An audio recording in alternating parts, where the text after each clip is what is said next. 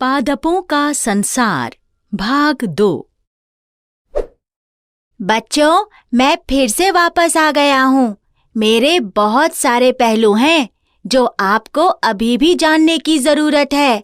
पिछले वीडियो में आपने जीवित और अजीवित चीजों के बारे में सीखा था और ये भी सीखा था कि जीवित चीजों को जीवित रहने के लिए भोजन की आवश्यकता होती है। आपने ये भी जान लिया था कि पादप अपना भोजन स्वयं बनाते हैं, जिसे स्वपोषण प्रणाली कहते हैं। इस वीडियो में हम अन्य 2 प्रकार के पोषण प्रणाली के बारे में बात करेंगे। आइए हम नीलू और मीनू के पास फिर जाएंगे पादपों के पोषण के बारे में अधिक जानने के लिए। इस वीडियो का उद्देश्य 2 अन्य पादप पोषण प्रणालियों के बारे में जानना है। नीलू, आज मैं बहुत थक गई हूँ। पुस्तकालय, विज्ञान कक्षा, खेल कक्षा और ऊपर से इतनी गर्मी। थोड़ी मेरी मदद करना। क्या चाहिए दीदी? याद है, मैंने तुम्हें कल एक मीठा बन दिया था और डिब्बे में रखने को कहा था। क्या तुम उस डिब्बे को दे सकती हो?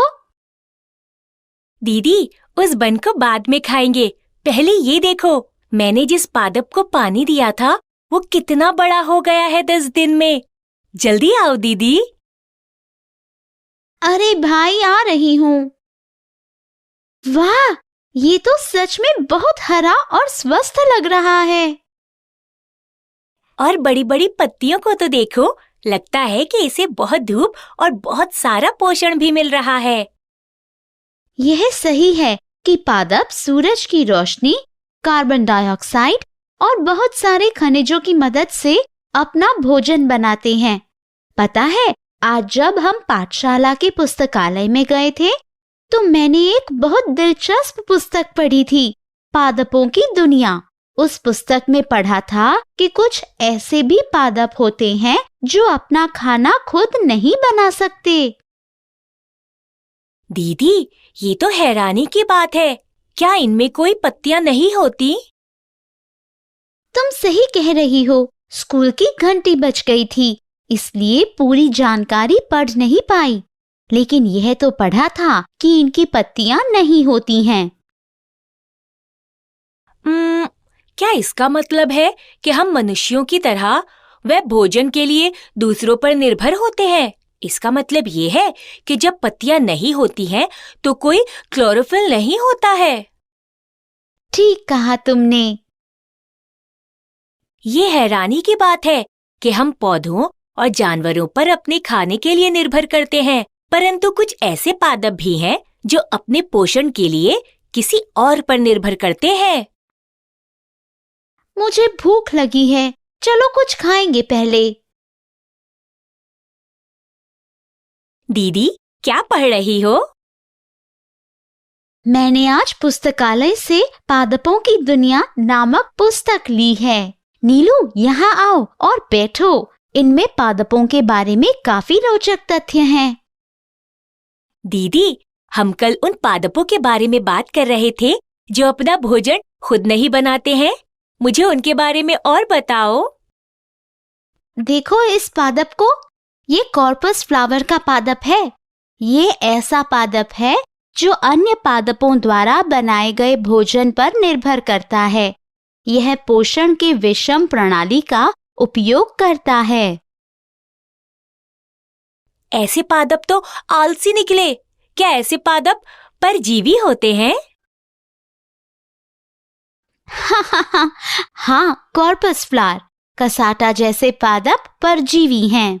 इन पादपों को परजीवी इसलिए कहा जाता है क्योंकि वे दूसरे पौधे मतलब परपोषी या होस्ट प्लांट पर निर्भर होते हैं और उनसे पोषक तत्व प्राप्त करते हैं। ये पादप काफी समझदार निकले। इनको काम करने की जरूरत ही नहीं है।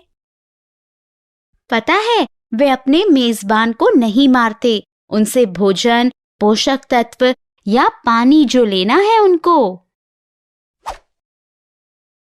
बच्चों, क्या आप बता सकते हैं कि क्यों कुछ पादप जिनके हरे पत्ते होते हैं और प्रकाश संश्लेषण करते हैं, वे अपना भोजन खुद नहीं बनाते हैं। दीदी, इस पादप को देखो, इसके तो हरे पत्ते हैं। ये उन पौधों की श्रेणी में क्यों है जो विषम प्रणाली का उपयोग करते हैं? हाँ, यह एक अच्छा अवलोकन है। कुछ पौधे ऐसे होते हैं जिनमें पत्ते होते हैं, पर ये भोजन के लिए दूसरों पर निर्भर होते हैं। लेकिन क्यों? देखो इस पादप को। ये संरचनाएं तो जग की तरह दिख रही हैं। देखो, इस पर कीड़े हैं। ऐसे तो लग रहा है जैसे ये पादप कीड़े खाते हैं। इसे पिचर का पादप या घटपर्णी कहते हैं। ये कीटभक्षी पादप है। लेकिन इसके तो पत्ते हैं। ये तो अपना भोजन खुद बना सकता है। ये पादप कम पोषण वाली मिट्टी में उगते हैं और कीड़ों को बचाकर पोषण की कमी को पूरा करते हैं। इसका ये मतलब है कि कुछ पादप कीड़ों को खाते हैं। बहुत दिलचस्प है दीदी। मुझे बहुत भूख लगी है। मैं कल मीठा बन खाना भूल गई थी। क्या तुम ला सकती हो? ओह, मैं भूल गई। ये उस डिब्बे में है। मैं अभी आई। ओहो, ये खराब हो गया है दीदी।